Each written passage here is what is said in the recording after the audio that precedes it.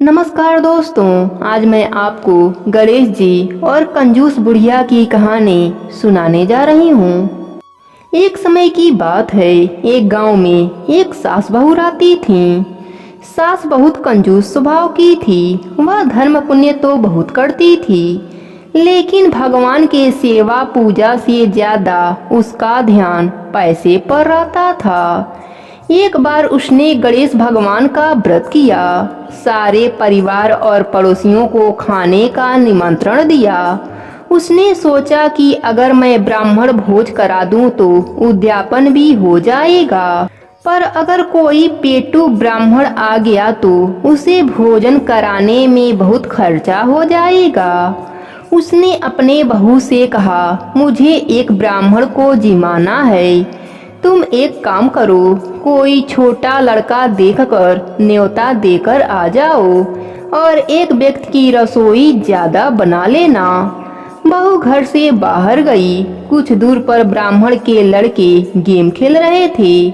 बहू ने उन्हीं में से एक को बुलाकर कहा कि तुम 12 बजे हमारे घर पर भोजन करने आ जाना।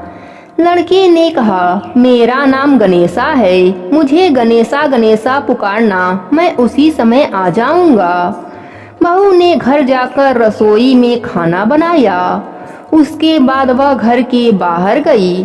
कुछ दूर आकर उसने ब्राह्मण बालकों को खोजा, पर उसे कोई नहीं मिला। फिर बहू को बालक का कहा याद आया और उसने गणेशा गणेशा पुकारा। तब अचानक से वह बालक बहू के सामने आ गया। बहू उसे घर ले आई और कहा, ब्राह्मण देवता, आप हाथ मुंह धो लो। फिर बहू ने सुंदर थाली में भोजन सजाकर उस बालक के सामने रख दिया। सास छोटे से ब्राह्मण को देख बड़ी खुश हो रही थी, साथ ही मन में सोच रही थी कि बड़े ही कम खर्च में ब्राह्मण भोजन हो जाएगा। उस बालक ने पूरा भोजन समाप्त कर दिया, फिर और भोजन लाने को कहा। वह खाता ही जा रहा था, उठने का नाम ही नहीं लिया। धीरे धीरे वह बालक पूरे घर और मेहमानों का भोजन चट कर गया। सास बहू को मन ही मन कोस रही थी, कैसे को न्योता दिया, पर अब क्या किया जा सकता था। भोजन करने के बाद उस लड़के ने दक्षिणा में चांदी का सिक्का मांगा। यह बात सुनकर बहू का बुरा हाल हो रहा था। उसके पास चांदी का सिक्का नहीं था। बहू सास के पास सिक्का मांगने आई।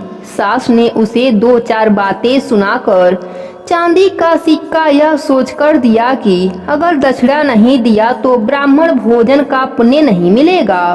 बहू ने ब्राह्मण बालक के पाँव पूजे और सिक्का देकर उसे विदा किया।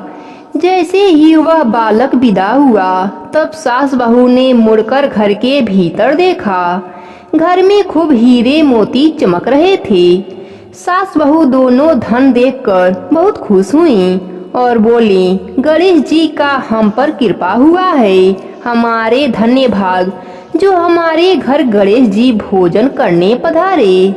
हे गणेश जी महाराज, जैसे आपने सास बहू पर कृपा करी, वैसे ही अपने सभी भक्तों पर अपनी कृपा दृष्टि बनाए रखना। कहानी अधूरी हो तो पूरी करना, पूरी हो तो मान रखना। प्रेम से बोलिए गणेश भगवान की जय हो।